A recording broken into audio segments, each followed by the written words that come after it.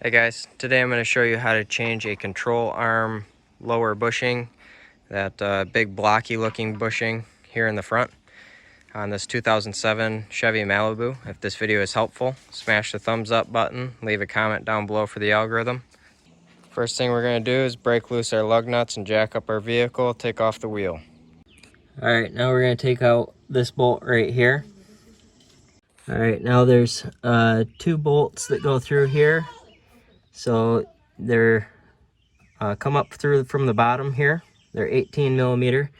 You're gonna have to put a 18 millimeter wrench on the nuts up here to keep them from spinning. I do the one towards the front first and then that one second.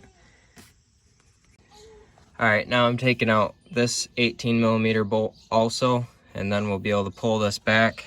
We'll be able to pull the whole control arm out and slide that bushing off.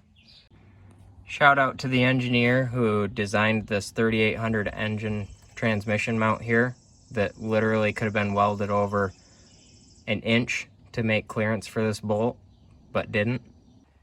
Alright, I was able to pry on this way to get just enough clearance to get it past here, and then I pried down and flopped that block around, and then it slid right out. You can put it back in the same way. I wasn't able to get that bolt completely out, but that's what I'm doing. So if this video is helpful, give it a thumbs up, drop a comment down below for the YouTube algorithm. Check out the Amazon links, affiliate links in the description below, and thanks for watching.